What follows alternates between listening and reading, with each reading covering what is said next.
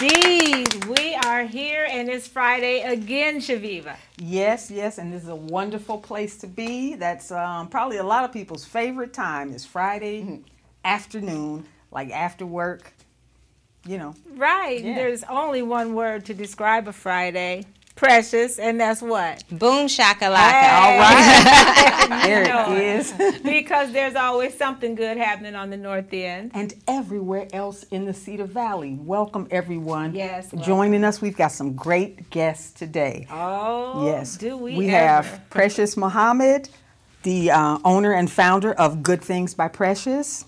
And we also have author Rachelle Chase, who has written books about Buxton, Iowa. I've heard a lot about Buxton, but yes, just I would love to get more into the aspect of just the history of it. But anyway, thank you so much, and welcome for thank you for being here. Thank you. Yeah. Thank you. Thank you. Thank you. Okay. All right. Well, I tell you, we do have a great announcement to make, and it's all about sweet corn. And we're in Iowa, so we all about that life, right? Yes. Corn-fed folks. Tell us about that, Chaveevah. Corn-fed folks. Yes, there's the sweet corn day at the Urban Farmers Market, and it's actually a fundraiser for the farmers market because, as you know, with this COVID, all of our different things that we have happening have taken a little bit of a hit. So that is true. There's going to be selling ribs and turkey legs and corn and pie and all this kind of good stuff at the farmers market, and we want to shout out Billy and Lily Jones for providing a lot of the food that's going to be out there for sale. And so be sure to come out there and support and get your fresh produce because we're about that life in Iowa too. That's right. Yeah. Fresh produce at the farmers market and lots of sweet corn. And if you don't know Billy and Lily, they're always there. And they're the friendly people that have all that good produce. So make sure you shout out at them. So, yes, we want to talk about something else that's going on tomorrow, and that's right in front of Brothers Barbershop on East 4th Street. Yes. Well, actually, there will be a virtual release online, and the virtual doors will open at 11:45 a.m. Lamont will author Lamont Muhammad, who's also my husband. Yes, we love Lamont, yes. But he's not just an author. He's many, many other things yes. as well. Yes. But he will have his book release tomorrow, virtually 11:45, and then at 2 p.m. at Brothers Barbershop, right in front, he'll have a pop-up shop where he'll have his books and merchandise available. Awesome. Right, our local author, Lamont Muhammad. We love his books. He put out the series, I Can. Yes, and I do have that. I Am and I Can. Oh, I Am was his I first. Can. Yes. Yes. I Am was the first one. Then he put out I Can, and now he's published Granny said it's Little Monty's series, so this will be his first series. So we're very excited about that. Yes, Great. great illustrations as well. Can you flip through it? I just want to see some of the colors. Oh yeah, it's really really nice. And who's the illustrator? Her name, and I don't want to butcher it up, is Aranaja Iqbal. Okay. So yep, but it's very well illustrated. Look at It's him, so nice. Monty with the glasses. So He's cute. Yes, Yeah. it's so cute. I love it. I love it. And And he put a lot of time and effort into it, making it just right for the kiddos. So beautiful. yeah, it's really well done. Absolutely. Well, yes, and your your shirt. shirt. Yes, and this is one of the items that'll be available. One of the T-shirts. He has little drawstring bags as well that'll be available. yes, Yep. So We love I think Lamont. That's about it. Yep.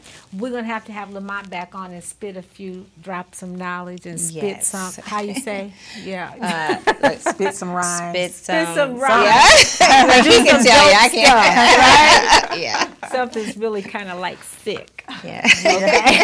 And dope and all that And kind of dope, stuff. right. Yes. Yes, thank you for that. And remember tomorrow to come out to the Brothers Barbershop. Brothers Barbershop. And the address there?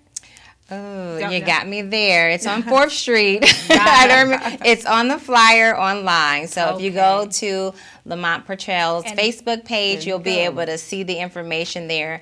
the virtual release, 11:45, and he'll mention the location again, Brothers Barbershop. I'm sure everyone knows where Brothers Barbershop is at. 829 East 4th Street. East 4th Street tomorrow. It'll be Yes. great. Maybe we should stop by and take some pictures, Chaveevah, and give Lamont That some sounds like a support. good idea. Yeah. All right. It's time for our Give It Air segment, and we're talking about white privilege today. Go ahead. No, go ahead. Okay. White privilege, the subject is that it's not just for personal use, that white privilege can be used to benefit others.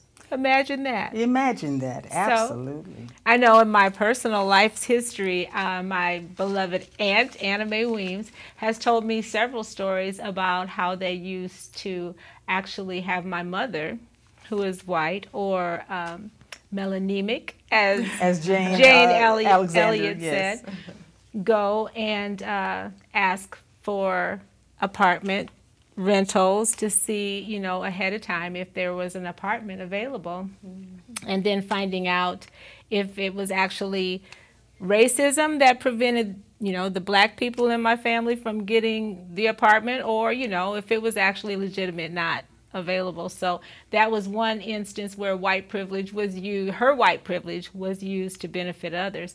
Now, the other thing I wanted to talk to you about, when we visited Jane Elliott, you were thanking her in the end of the segment that we did, and everything I said, she scolded me, and she started scolding you as well. And she said, don't ever thank a melanemic woman because you've lived the experience. Right. Talk about that. She basically said, yeah, I thanked her for her time as far as being able to, you know, just saying the things that she was saying, and it was well appreciated. And so she was like humble, and she said, don't ever thank a melanemic person for, you know, she said, because the things that I know, I had to learn them. She said, you already know it because it's your life and you're living it. So I'm like, okay. She said the things that she did, like with the blue eyes, brown eyes exercise and things that she did. She said that a woman of color, or a black woman, would have lost her job and quite possibly her life. Now, that's not to say that white people don't also lose their lives in the interest of justice. The first person that pops into my mind is Viola Liuzzo, who died in the Freedom Riders back in the 60s. You know, she put herself out there like that. So these things happen, but it demonstrated to me that she was using her privilege to, you know, in the interest of other folks, all people, society, right? So. Because if a black woman would have spoke up, first of all, nobody would listen because they'd be more like, oh, they're just complaining again. Angry black woman. Angry black woman. So and it's just a sad thing that she mentioned. It's a sad thing that this is a truth. This is a truth. But yeah, so we had to give that a little air tonight. Yes, because you know air and exposure is the best disinfectant. That's right. All right. So moving along, newsflash, birthday people, hang in there. We got Rachelle Chase, who has an excellent tenor voice. Yes, we heard all about it all the way from Ottumwa, Iowa. She's going to sing an A and B selection. All right. We had a great time. Did you get to catch our last week's show about the police logo? I did not. Didn't you? No. Well, we had Tavis Hall and Pat Morrissey. And Pat Morrissey, who was on the city council. They both talked about the because it's a hot topic and it's something that keeps coming up, and like any hot thing that keeps coming up, at some point you absolutely must address it. Absolutely. So I think we're at that place in time, and looking forward to see where this conversation and policy will go. Yes, yes. So I don't know if you got to, I think we talked about the conversation we had with Jane Elliott. Did you happen to get to see any of the videos? I saw some of it, yes. Yeah. Well, we were talking about some of the changes. Oh, there's our picture. Thank you, Agnes. Some of the changes. And that woman, oh my word, she just throws the knowledge at you, and if you can't keep up, then shame on you, right? But some of the things that she talked about was some of the terminology that we use today in the United States. So, And so we were talking about that, Rachelle and I, and some of the new things that, like, she wanted to call white people all of a sudden melanemic. I think she was being a little tongue-in-cheek with that more so than anything else. Yeah. But these are different names, and we were talking today on the phone, Chaveevah and I, and we kind of thought that, you know, these are nice changes, and I think we discussed it too, whether we're willing to take on this initiative to teach our children and grandchildren new terminology. Mm-hmm. But I think that it's more important that we try to change policy. Yes, yes. What are your thoughts on that, Rachelle? Well, that's what I think that's what I believe. I mean, I don't know that coming up with another name, another word, to me, that's not the most important thing, you know, to address. It's like, and why do I, in a way, you know, we talked about this too, you know, I'm very proud to be Black, and I don't think I have to change that reference or, you know, just because someone else has a negative connotation about something, it's like, no, I'm proud of this. So to your point, I think I'd much rather to see the effort go into policies and changing things and equity and all of that than really spending the time with a name. Yep. If we get the equal justice under the law piece together, I don't care if we call ourselves rainbows and waterfalls. Right, you know? Exactly, equal justice. I'm sorry. Yeah. And Precious, did you have any thoughts on that? I definitely agree. Changing things that will actually make a difference. So policies will make a difference in the future. How certain lingo that's not really, definitely not as important as something that's going to be more important longevity-wise. So I agree. Right. Yeah, I think so too. Yeah, there's a lot of things that we don't want to perpetuate, you know, with our children. We want to change certain things, perhaps, about the way we are raising our kids to learn better self-love, self-care, and stuff like that. Body image, all those new things that we know better about now. Right. But yeah, and just continue in prayer. Right? Got to, right? You got to. And we know that you know a lot about our subject now, the census. Oh, yes. Right? Absolutely. Talk to us about that. Yes, you need to go online and complete your census questionnaire. Please do that immediately. Do not wait. We're looking to wrap up our field work here September 30th. That timeline has been moved up, so we would appreciate that you all go on and get that completed so that we can have all our numbers in and so that we all will count. Yes. And tell us why they moved it up, because I was just sitting back in my chair thinking about I got till October, and you just said, yeah, oh, duh. As far as... You guys tricked me. I said, I thought I had till October, and you're like, no, September 30th. That is October. No, September. I see what you're doing. No, I don't make the decisions. I'm just a partnership specialist, so I don't know the real, you know, the math behind all of that. But the decision was made to move the timeline up, and therefore we do need you to go online, or you can still call in and get your responses in.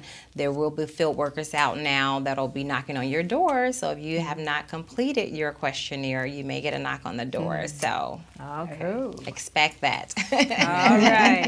And it's quick. That's the Yes, thing too. it's very I fast. thought, I set up the time aside. It's like, no, it was quick. Okay. Yeah, very fast.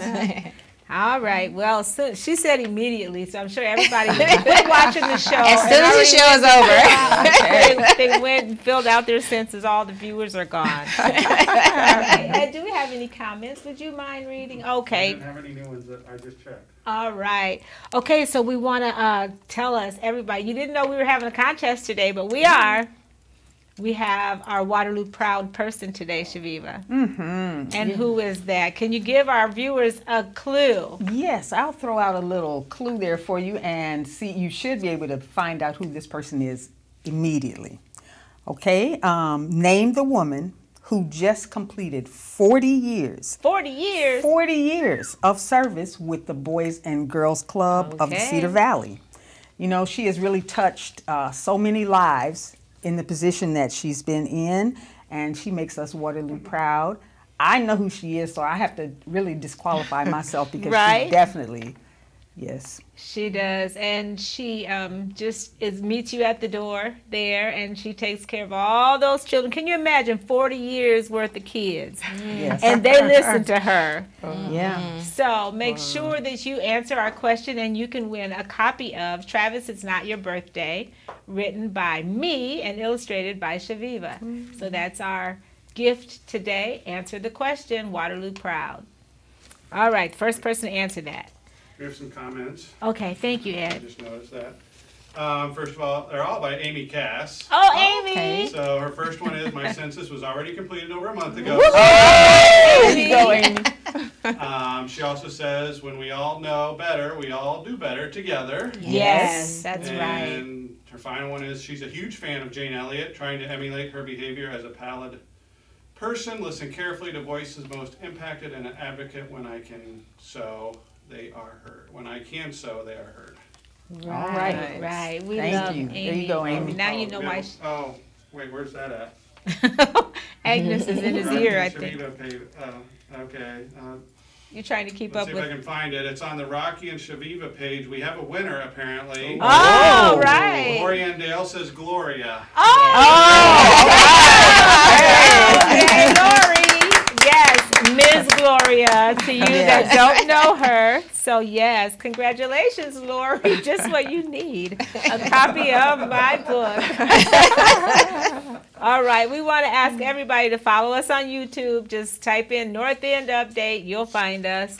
And thank you for binge watching during the pandemic. Want to tell everybody we are being safe today. We have our masks at hand, but when we're on set, we're 6 feet apart and being socially distant, and we feel very safe today. Absolutely. We do. How you been handling the pandemic, Chaveevah? Doing a lot of cooking. Yes. A lot of cooking, a lot of eating, just getting sort of gourmet with stuff, and that's fine. You know, you got to do Rachelle. something. Trying to be creative. Rachelle, you're traveling. How is that? Is it extra nerve-wracking going to different hot spots in the state, or are you? Well, it hasn't been too bad because I've been in my little cocoon in my RV. So it's kind of like, you know, I feel much better. You know, I cook inside. So it's like I'm not really, you know, being outside more than necessary. But what is concerning is I'm still so concerned about the number of people that don't wear masks. I mean, I cannot believe it. And that will come up to you, and I'm like constantly doing this dance, like moving back, and finally I have to say, you know, look, I'm trying to practice social distancing. Oh, I don't believe in that. It's like, well, I do, There you you go. know, so There you go. that is really what's concerning, is just the disregard of the social distancing. That's what I'm noticing, Yes. you know, yes. so I quickly get back in my vehicle and stay. Right, and I can't blame you there. And Precious, we were talking before the show, and I know that for children it can be almost traumatizing sometimes. I absolutely agree. I do feel like my son's KJ, he's 9 years old. I feel like he is definitely traumatized. I do my best to not discuss it a lot. You know, when it initially happened, you have to explain kind of what's going on, why there's no school and things like that. But I try not to have it running on the TV and things like those updates that the governor gives. I try to watch it privately so that my children really aren't affected, but they still are affected. As I mentioned earlier, they were shopping with their dad in Minneapolis here last week, and he was literally traumatized by all the people. So he didn't want anyone. He had on a My Life Matters shirt, which I created, but Yes. the lady said, "Oh, I love your shirt," and he's just like jumps back, like, don't come anywhere near me. And they had to, you know, leave because they were just so like shook up by being around so many people, because we have kept the children at home and not really, we don't take them to the grocery stores or anything like that. It's just, you know, usually one person or two of us. It's not really the little kids. So it's been challenging, and trying to get his mind geared into, you know, you're going to go back to school here in a few weeks. KJ is going to be homeschooling himself. He's not thinking about no school, I promise you. He's not, but he's going back to Okay. school. Mom and Dad say, KJ, you're going to school. Yeah. Well, I understand. I haven't left the house all week. I did leave. My kids took me to a restaurant, you know, and I saw 3 more people come in, and I'm like, okay, I'm going to be in the car. So, yeah, I understand it. But We tell KJ, just back up and let the lady look at your shirt. Don't be bad for business. Right. Right. Okay. All right. Well, we're going to get started with our Soul Town. Have you subscribed to the Soul Town? How did I miss that? No. You haven't? No. Oh, honey, you missing it. Oh, this is fantastic. It is. We get at to this talk point, about it. Yeah, most people have already seen and heard of the Soul Town, and so it's great when there's somebody who hasn't. It was started by Cherie Kaba, who is from here by way of Chicago, just like me. She started this, oh my goodness, how many years has it been now? Oh my, 17, I believe. It was 2017 when I believe it started. Yeah. Okay, and the readership and everything has grown from local to nationwide to basically worldwide. It's in about 17 or 18 different countries. The issues, the things that are talked about are as everyday as anything that happens anywhere. So that sort of makes us a cyber community. Right. And it's very interesting. Yeah, and very you can, well Gonna done. get it. And that magazine is what inspired our show. Really? So you can also watch our show virtually on there. You just press play. See, there we are. There we are, Rocki and Chaveevah Live. You can catch us if On the you get the digital version. And boom shakalaka, you know, it's all together. So it inspired this show, and just like this show, it's worldwide and it's seen in how many countries? 17. Something like that. And 4 planets. That's right. Okay. So get your edition at thesoultown.com. Yes. All right. So listen, we got to talk to you, Rachelle. We know that actually you came here to kind of talk to us, and we switched it around, and now we get to talk to you. I know. How did that happen? Right. I told her I was very persuasive. She just wanted to watch, and I'm like, no, Exactly. no. And who knew we'd be color coordinated? Exactly, I know. She said she didn't have anything to wear, so I know. I'm watching you now. Tell us about you. What brings you to Waterloo? Well, I just recently started working at the Iowa starting line as a Waterloo reporter, and so I'm coming and, I was trying to take pictures for some of the upcoming stories that I'm going to be writing about, and spending more time up here, obviously getting to know Waterloo and getting to meet with people. So that's what brought me up here this time. And Kanye West, you was working on a story about him, and then she wanted to talk to us too. And I'm like, wow, us and Kanye? Are you sure? I wasn't exactly working on that one. I was looking for, like we talked about, I heard that, there was canvassing going on, that, to get him on the ballot, for president. And so there was this story that they were actually, the Republicans were behind it, going and paying, trying to get people to vote, thinking they were registering to vote, but it was actually to get him on the ticket. So I was actually trying to find, they said, go to like Walmarts or, different grocery stores where people congregate and see if you could find anybody. So I was trying to find somebody, but I didn't find any. And I saw the article. Was that your picture that you took of the police car? I saw. Oh, yeah. Oh, really? Yeah. We want to know about her newspaper. What's the name of it? The Iowa starting line. Yeah. Yeah. Talk about that. Yeah. I mean, that was just July 28th. You got hired. I think I saw that. This is like, well, gosh, it feels like week 5 or 6, but it's actually only week 1.5. It's like brand new. No, I mean, it's just been very busy. It's been, really neat. So you hit the ground running. Hit the ground running. That's right. The first one was about Tyson, just the quiet. We're not really hearing a lot of what's going on, there. And then I attended one of the board of supervisor meetings and wrote about that. And then just recently about the opinion piece that was in the Courier, and then the logo, and that's of course generating some more conversation. I think I talked to Tavis the day before he showed up, and then I was going to a protest. Actually, I was protesting, so that's why I wasn't able to watch it. But so yeah, it's been keeping me very busy, very busy.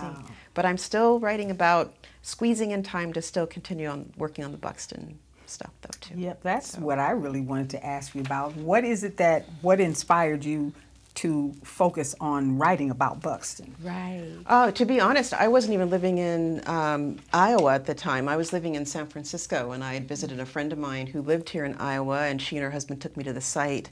And I just couldn't believe that such a town existed, you know, in 1900, in this time of, you know, extreme racism and violence and Klan activity. It's like, really, in the middle of Iowa in farmland, you know, there's this town where people are, you know, blacks are treated equal and they're the leaders in the community. I mean, I just couldn't believe this. So I would just keep researching and researching it. And then when I was looking for a place to move that had a lower cost of living, I thought, you know what, why not? If I come to Iowa, I can write the book. And so one book turned into 2 books. And I'm working on some other projects on it now as well. Wow. So Wow. Had to kept be me busy. intense research. Oh, yeah. How accessible was the information about, you know, find out, you know, how easy was it or difficult to come across information about Buxton? The information wasn't as hard as the images. You know, my first book was mainly images. So it was like trying to find them. You know, I needed to have 200 and some or however many, 100 and whatever. And so that was the hard part. And so I stumbled across private collectors, people that were collecting in addition to the African American Museum, you know, in Cedar Rapids and the Iowa State Historical Society, or State Historical Society of Iowa. But yeah, that was the harder part, you know, finding the information and finding new information. That's what was harder. Finding, you know, trying to find stuff that hadn't already been written about Buxton. So Great. that's what I was trying Well, to do. tell everybody where they can get a copy or how to get a hold to you if they have story ideas for I your new would love it. job.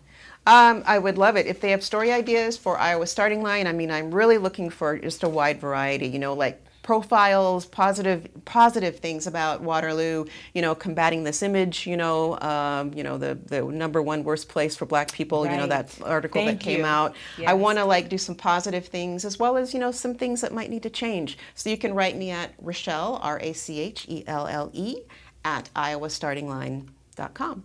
Awesome. And then for the Buxton books, you can find those. Of course, they're online. Arcadia Publishing, Amazon. They're local. They were at Barnes & Noble in a few places. You can get it for pretty much any bookstore online store that you want to shop at. You can find it. Awesome. right. We were so lucky to get you today. Oh, And Precious. Shaveevah. Take it away, Shaveevah. okay. Precious is Yeah, just I'm sure there are maybe a few people who don't know who you are, right? Oh yeah, I'm sure. So just tell us a little bit about yourself. Precious Clark Muhammad. I am originally from Chicago as well. really? I had no idea. Yeah, I've been here for over 20 years. So very long time. I've enjoyed being in Waterloo. But during this time of the pandemic, I had an opportunity to make some good use of downtime, and that's how I started my good things. Actually, about 1.5 years prior, I started doing some charity work in the community where I donate baskets to Habitat Habitat for Humanity, my apologies. So when there's a home dedication, I dedicate a home basket to the new homeowners, and I really enjoyed being a part of that and celebrating in their big day. So, but that started with me trying to just kind of give back to the community. We did some uniforms and toiletries and things like that.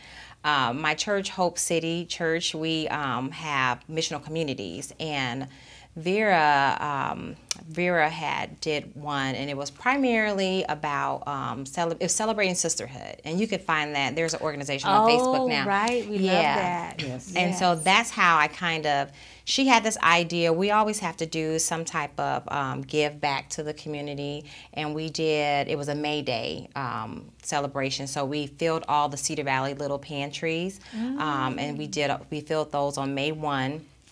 And during that time, as we were filling in with food, I realized that sometimes when we put toiletry items in there, those things often went faster than the food at times. Wow. So I said, aha, there's a need in the community. So that's how I started the Good Things Network, where I started trying to give toiletries and things out like that to the community.